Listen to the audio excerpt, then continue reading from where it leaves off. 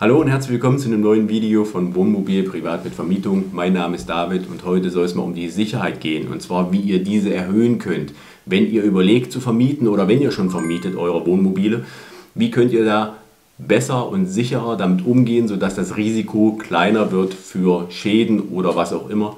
Wir schauen es uns im Video näher an, bleibt dran, bis gleich.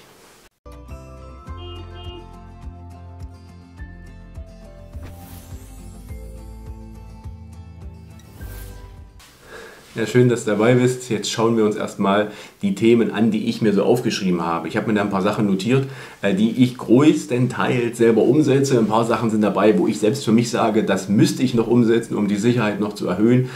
Grundsätzlich zum Beispiel fällt mir da ein die Probefahrt. Ganz wichtig eigentlich, mache ich auch noch nicht. Müsste ich aber eigentlich machen, und das ist ein ganz wichtiges Thema, und zwar, wenn ihr an jemanden euer Mobil übergebt, ihr macht die Einweisung und so weiter, man zeigt ja alles, dann müsste man normalerweise in dem Moment mit dem Fahrer, der vorhat zu fahren, wenn beide fahren, ja, kann man rein theoretisch sogar beide, aber der Hauptfahrer auf jeden Fall sagen, gut, reinsetzen, wir fahren mal 5 Kilometer. Nur, erstens, es gibt Leute, die fahren 4 Automatik, die fahren 4 Handschalter, je nachdem, was ihr habt. Vielleicht sind die da noch nicht ganz so sicher. Und die ersten paar Meter gibt es vielleicht ein paar Unsicherheiten, da wollt ihr vielleicht dabei sein. Oder vielleicht mal kurz einparken üben, die Kamera erklären, wie genau ist die Sicht, weil ihr wisst natürlich, was die Kamera euch sagt, wie weit es da noch ist bei der und der Optik. Aber wenn man das zum ersten Mal sieht, kann man das nicht einschätzen. Oder zum Thema Ausscheren, Heck. Ja, bei Kastenwägen jetzt nicht so das Thema, aber wer ein Wohnmobil hat, der weiß, die scheren hinten aus. Ihr wisst aus Erfahrung, okay, entweder habt ihr euch damit beschäftigt, habt euch angeschaut, oder ihr habt auch aus Erfahrung, wisst ihr, um die und die Ecke komme ich rum. Aber jemand, der das neu hat, der muss die Erfahrung erst machen. Hilft, wenn ihr da das bei der Probefahrt zeigen könnt oder erklären könnt. Also das wäre ein ganz wichtiger Punkt. Probefahrt vorher, eine kleine. Und eigentlich auch, wenn das Mobil zurückkommt. Ich weiß es nicht, wie viele von euch das machen, aber ich müsste das auch in Zukunft machen, oder ich werde es mir vornehmen. Mal ganz kurz, wenn das Mobil wieder da ist, mal ganz kurz starten und mal ein paar Kilometer fahren. Hören, klappert was? Ist irgendwas lose, fahrwerkstechnisch? Was ist mit dem Getriebe, mit der Schaltung? Ist da irgendwas passiert unterwegs? Stellt euch mal vor, derjenige ist vielleicht ganz aggressiv, warum auch immer, aus Versehen über einen Bordstein geknallt und da hat die halbe Aufhängung ausgerissen. Das seht ihr nicht zwingend, wenn das Mobil da steht. Aber vielleicht, wenn es rollt, ne, hört man vielleicht einen Schleifen oder wie auch immer. Also das ist ein ganz wichtiger Punkt, was man, glaube ich, oft optimieren kann. Probefahrten, Testfahrten, vorher, nachher. Außerdem auch wichtig, finde ich, in Ruhe gucken zu zweit. Und zwar bei der Rückgabe. Bei der Übergabe ist es ja so, dass die Kunden, die Mieter schauen, wo sind Schäden, was ist jetzt schon da. Bei der Rückgabe ist es so, man macht das, wenn man das alleine macht. Da hat man seinen Zettel, meine Dokumente, die Leute sind vielleicht am Ausräumen, die Leute wollen weiter, die sind auch ein bisschen im Zeitstress vielleicht oder sind aufgeregt von ihrem Urlaub und erzählen, so, da und da war man. Man ist im Smalltalk, man möchte sich natürlich auch mit den Leuten irgendwo beschäftigen, aber man muss auch sich mit dem Mobil beschäftigen.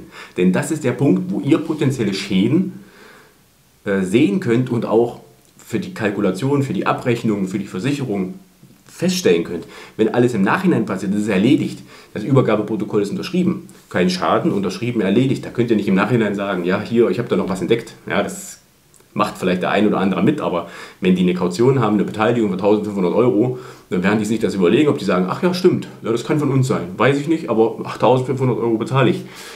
Sehr unwahrscheinlich. Also ganz klar wichtig, dort in Ruhe gucken und am besten, wenn ein Partner da ist oder wer auch immer, zu zweit gucken. Einer beschäftigt sich mit den Kunden, kontrolliert die Kilometer und Übergabeprotokoll ist alles da, und der andere geht rum, ganz in Ruhe ums Mobil, schaut sich alles genau an, geht rein ins Mobil, schaut sich da alles genau an. Weil ihr werdet, denke ich mal, auch jetzt selber feststellen, so hundertprozentig, ne, wisst ihr selber, kann man das alleine nicht machen. Man kann sich da schwierig die Zeit nehmen, weil man natürlich jetzt auch, ne, ist in dem Moment schwierig, da richtig sich viel Zeit zu nehmen. Die Leute sind ja da, man ist ja nicht allein. Ne? Das ist auch so ein nächster Punkt von mir. Ganz ausführlich gucken. Man hat nicht immer die Möglichkeit, zu zweit das zu machen. Aber wenn man alleine ist, dann versucht euch nicht hetzen zu lassen. Versucht ganz ausführlich in Ruhe zu gucken. Ne? wie auch immer ihr das kommuniziert. Vielleicht sagt ihr zu den Leuten, warten Sie mal ganz kurz, ich muss jetzt mal ein paar Minuten ganz in Ruhe alles durchschauen, das gehört einfach dazu. Und wie auch immer. Ne? Und dann versuchen, die Zeit zu nehmen, um ganz in Ruhe zu gucken, weil wenn ihr immer was überseht, immer eine Kleinigkeit, immer ein bisschen was, das sammelt sich an. Und irgendwann habt ihr dann wirklich ein Mobil im schlechten Zustand und es ist auch ärgerlich, wenn man jedes Mal im Nachhinein, vielleicht beim nächsten Mal schauen, der nächste Mieter oder man selbst, wenn man verreisen möchte, dann irgendwelche Defekte und kaputten Sachen sieht. Ne? Das ist einfach ärgerlich. Ich sag mal sowas wie Rollos oder so, ne?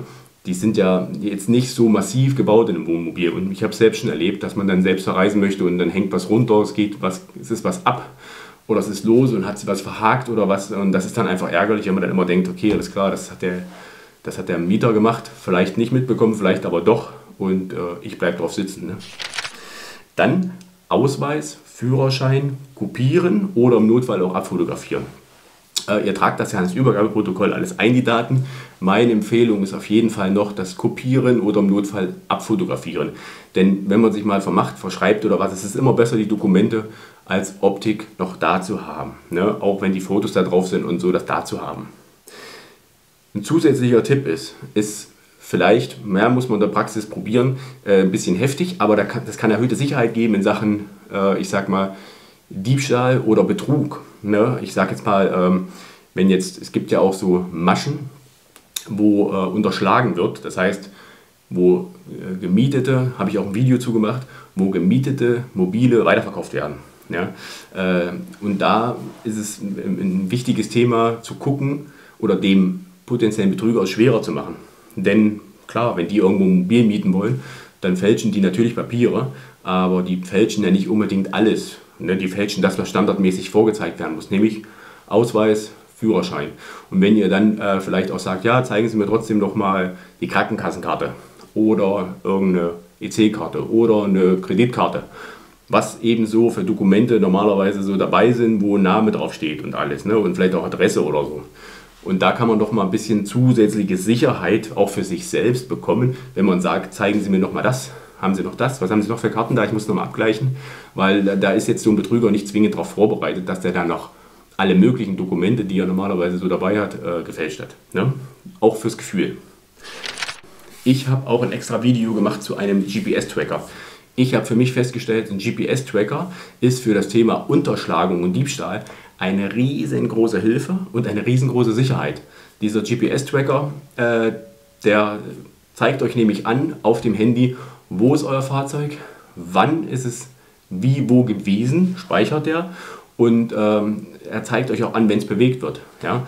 Also abgesehen davon, wenn ihr vermietet habt, aber selbst wenn es irgendwo in der Scheune steht oder was, dann zeigt er euch an, jetzt wird dein Fahrzeug bewegt und du kriegst einen Alarm, obwohl du weißt, es steht eigentlich in der Scheune, es steht eigentlich in Sicherheit, wie auch immer. Ne? Aber für die Vermietung an sich gibt es dir die Sicherheit, du weißt, wo dein Fahrzeug ist. Und wenn das Fahrzeug von der Route abweicht, die eigentlich geplant war, ja, ist vielleicht in einer ganz anderen Ecke unterwegs ist, wie auch immer, ein bisschen seltsam vielleicht, dann ist es ein leichtes, in dem Moment denjenigen anzurufen und zu sagen, und wie läuft die Reise, wie ist es so, seid ihr schon in Italien? Und wenn derjenige dann vielleicht, wo auch immer, im Norden irgendwo unterwegs ist und ihr fragt, und seid ihr schon in Italien, wie geplant? Ja, wir sind heute in Italien angekommen und sind jetzt auf dem ersten Platz, ist schön hier. Dann seht ihr euren Tracker, der nicht da ist, wo er sein sollte, und dann ist das für euch schon mal der Punkt, okay, hier stimmt was nicht, ne? Dann könnt ihr reagieren, ihr könnt sogar jeden, der euch selbst oder Polizei oder wen auch immer zu eurem Fahrzeug führen, weil der Tracker liegt da drin, der zeigt euch, wo er ist, ne? Also das ruhig angucken, das Video ist interessant, ne? Ansonsten auch zum Thema Tracker natürlich immer im Vorhinein zum Thema Sicherheit die Route abfragen. Das empfehle ich auch schon vor der Anmietung, wenn ihr mit dem Mieter abklärt, ob es passt. Dann würde ich immer schon sagen, wo wollt ihr hin, was habt ihr vor? Und manchmal wissen sie es nicht, aber meistens wissen sie, wenn die dann sagen, ja, wir wollen in den 2 Wochen, oder wir wollen es 3 Wochen haben, aber wir wollen Norwegen ganz hoch. Dann wisst ihr schon, okay, die werden richtig Strecke machen. Manchmal fahren ja auch 2 Erwachsene abwechselnd und die werden dann richtig viele Kilometer fahren und dann passt das nicht zu eurer Kalkulation. Ja? Dann werden die erstens vielleicht über die 250 Kilometer pro Tag kommen. Ne? Oder aber wenn die an der Grenze die ganze Zeit unterwegs sind und fahren da, dann müsst ihr euch überlegen, ob ihr das wollt, ob das von eurer Kalkulation passt. Die Kilometer, die runtergefahren werden von eurem Mobil. Ne? Und natürlich auch immer nochmal auch bei der Anbietung, bei der Übergabe, diese Kilometerbegrenzung nochmal kommunizieren, dass die Leute das nochmal richtig auf dem Schirm haben, dass die nur 250 Kilometer sozusagen als Beispiel drin haben pro Tag, ne? Je nachdem, wie ihr das für euch auch in euren Unterlagen kommuniziert habt. Das ist auch immer so eine Empfehlung von mir, das in den Unterlagen noch mit zu kommunizieren, als Zusatz. Ne? Habe ich auch in dem Video, zeige ich das, erkläre ich da noch was zu. Sodass die das auf dem Schirm haben und wissen, dass da potenziell Zusatzkosten auf die zukommen können, wenn die da drüber sind. Weil eure Kalkulation bestimmt sonst nicht mehr. Ne? Ansonsten, wichtiger Tipp, sage ich auch jedes Mal wieder, die Kaution. Kaution muss bei euch sein. Wenn der Kunde sagt oder der Mieter sagt, ja, ach, die Kaution habe ich jetzt vergessen, ich schicke das nachher per Überweisung. Wollen losfahren? Ich schicke das dann später oder das schicke ich heute im Laufe des Tages noch rüber per Überweisung. Nein, tut mir leid, dann können Sie leider nicht losfahren. Müsst ihr knallhart sein, absolute Empfehlung von mir. Diese Kaution von 1.500 Euro, die muss bei euch bei der Übergabe bar vorhanden sein oder aber schon auf eurem Konto, muss überwiesen sein, muss da liegen. Erst dann würde ich an eurer Stelle den Mieter losfahren lassen. Auch wenn das dem aus Versehen schiefgelaufen ist und keine Absicht war, dann hat er leider das Problem, dass er noch eine Nacht ins Hotel muss oder wie auch immer und warten muss, bis er euch das Geld bringen konnte und dann kann er erst los. Da müsst ihr knallhart sein, das ist eine Empfehlung von mir. Ne? Weil wenn was ist und das Geld ist nicht da, dann habt ihr das Problem, dass die 1.500 Euro müssen bezahlt werden erstmal. Die Versicherung leistet da noch nicht. Ansonsten, zusätzlicher Tipp noch, Kaution. Ich würde immer dem Mieter diese Reduzierung auf 250 Euro empfehlen. Ne? Vermeidet Stress und vermeidet Ärger, gibt Sicherheit, dass es auch alles runterläuft. Ja? So, das waren jetzt so meine Tipps. Ich denke mal, da ist für den einen oder anderen was dabei. Ja, ich hoffe, ihr habt den einen oder anderen Tipp vielleicht gesehen, den ihr noch nicht kanntet, wo ihr vielleicht in Zukunft was übernehmen könnt und vielleicht die Sicherheit erhöhen könnt. Ich freue mich natürlich, wenn ihr zukünftig weiter dabei seid bei den weiteren Videos und den Kanal abonniert. Ich freue mich auch, wenn ihr einen Daumen hoch da lasst, das ist immer ganz schön. Ansonsten schaut euch gerne die weiteren Videos an, da gibt es viel zum Thema Vermietung von Wohnmobil und Campern, allerdings auch andere Wohnmobil- und Camper-Themen. Bleibt dran, bis bald, ciao, ciao.